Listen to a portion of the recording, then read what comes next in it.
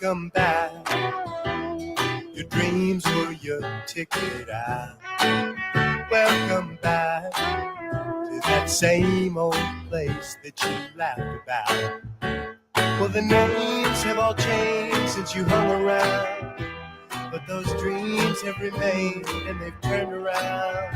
Who'd have thought they'd lead ya? Who'd have thought they'd lead ya? Back here where we need ya. Back here where we need ya. Yeah, the tease him a lot, 'cause we got him on the spot. Welcome back.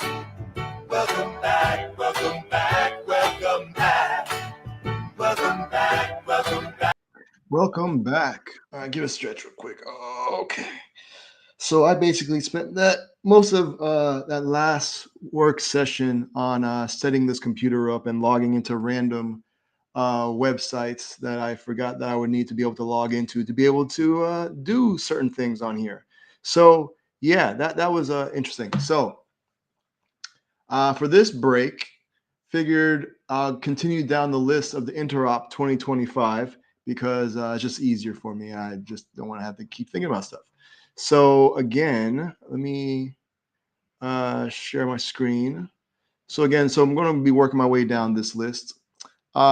Last week spoke about the anchor positioning, which is pretty cool. This is CSS thing. It was kind of dope. So these are different things that, especially if they're like widely available, at least in the newer versions of like the major browsers, as far as like major as in like mostly used browsers.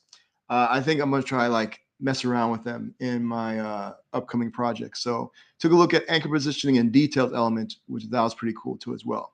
So for this one, we're going to take a look at backdrop filter. All right. And so backdrop filter right here.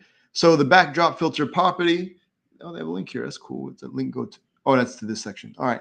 So you can see the browsers have supported it for a minute, it looks like. So I think Firefox was kind of the one that they're kind of like waiting on. And so it looked like that's there now. So that's dope. So the backdrop filter, can that be seen? Oh, okay. See, I have a bigger monitor this time. And so that's pretty small. So I got to remember to go ahead and make this bigger. Let's see. That's why we have the thing here, the preview. All right, that should be a little bit better. All right. So, okay, yes, the backdrop filter. So the backdrop filter property has been baseline newly available since September 2024. It lets you create effects behind your content. So for example, to blur or create effects that you might expect to only be available in a graphics application. It's pretty dope, all right? So despite being mostly interoperable, you can see from the failing tests for backdrop filter that there are bugs and issues in those implementations. So we'll take a look at that. While these issues might not be a problem to everyone, we know that many of you do run into them. It'll be great to get this feature working really well. So that's what we're going to be working on. So you can see it's available, but it's in the Interop 2025 to make it like better. You know what I'm saying? So let's take a look at those failing tests. I'll probably need to make this larger as well. Cool. I think that should be good. All right. So let's see here. So yeah. So this one. Okay. So in the Firefox, like newer version, is not doing that great. But I think what we want to look at. Okay. So this is Chrome Canary or Dev. I think that's Canary. Yeah. Okay. So these are all like the early stuff. So what is up with the? Okay. Okay, so here's a bug. I'm not even sure how to read this. Hold on. What's the red mean? Is there like a guide here or something? Oh, now it's telling me that there's a system update. I'm not doing that because last time I did that, it bricked the machine. I had to send it in and get another one. I'm not doing that. Nope. Nope. How do I stop that from happening? I didn't even get a chance to like say no or anything.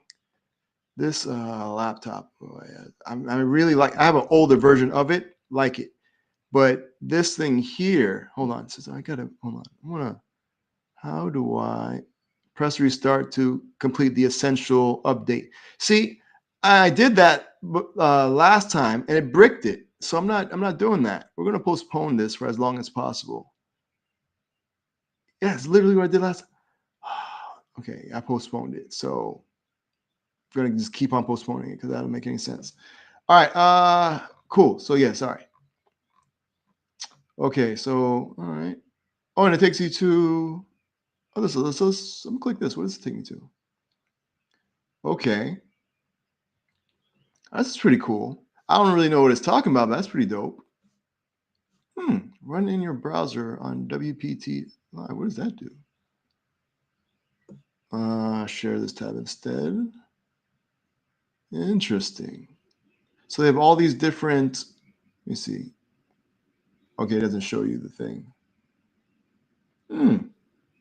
Okay, that's pretty cool. All right, that's something I might have to play around with later. Okay. Well, all right. So all that to say, let's check out what actual backdrop filter is. Cool. So now I probably need to make that larger as well. I might just share from another screen or something, but all right, that should be good. All right, cool. Backdrop filter, baseline 2024, newly available, and again, but they're working on some bugs, so that's why it's an interop 2025. And the backdrop filter CSS lets you apply graphical effects such as blurring or color shifting to the area behind an element. Because it applies to everything behind the element. To see the effect, the element or its background needs to be transparent or partially transparent. Okay, so like for text or whatever, you need to be able to make sure you see behind it. So you can see, so it can apply the effect and see anything behind it. Okay, so you can see here, so this backdrop filter on this section here, they're blurring it by 10, and then they have an invert 80%. Okay, that's cool. Because I think a lot of this will help with like accessibility and being able to read text, especially if you have like a picture behind the text. I think this helps with making it a little bit more legible. All right, and then sepia. Cool. All right, so we got the syntax here. All right. Oh, you can do like a URL, some filters. That's cool. Okay. And then like we saw the blur, you can do the brightness, contrast, drop shadow. That's pretty dope. Grayscale, hue, rotate. That's always interesting. Invert, opacity. So you can do the opacity on the background. Okay. Sepia. So yeah, so if you had like if this was like a black background, maybe, and then you can do the opacity to make it a little bit more legible. That's cool. All right. So, and that's also cool. So that means like as you're scrolling, you can be able to change like the background of that's okay. I wonder if they have an example of that. Oh, it looked like you can multiple. Oh, that's pretty dope. Okay. All right. They got some global values. Okay, cool. So now we can do an SVG filter. I want to look into that. I'm not even sure what that is. It's pretty cool. And so you get all this other stuff here. Cool. All right. Some examples here. Okay, you got it. So yeah, just like I was saying, the background, if you make the background a certain color, and then you'll be able to blur that. And with the image in the background. Oh, here we go. So yeah, pretty dope. So yeah, so they made it white and I gave it like an opacity of like 30. I think that's what that means, 30%. And then so you can see here. So they blurred it. That's pretty cool. I wonder where the rounded edges is coming from. I don't see it here, but that's cool. All right, nice. Okay, cool. All right, so let me check out this SVG filters thing. Let's share this tab instead. Okay. All right, so here's this filter. So the filter SVG element defines a custom filter effect by grouping atomic filter primitives. It is never rendered itself, but must be used by the filter attribute on SVG elements or the filter CSS property for SVG /HTML elements. Yes, I really hope there's an example because I'm not sure what they're talking about. All right, so an example. So they have this SVG here. Cool. And the filter here, the filter ID blur me. All right. And then they put like a Gaussian blur on it. Okay. So let me guess what this is. So we've got width, height. All right, cool. So it's maybe like elongated or something. Oh no, it's two circles. Here it is. Okay, so yeah, so one is 60 by 60 with a 50 radius. So in the position that with a radius of 50. So it's gonna be two circles, one placed to the side of the other one, and then one has a filter, and they're filled color green. All right, let's see. Yep. All right, very nice. Okay, cool. All right, that's cool. But now my thing is, oh, and it's also, you can probably see up here, baseline widely available, which means it's basically in all browsers. So this feature is well established and works across many devices and browser versions. It's been available across browsers since July 2015, 10 years. Wow.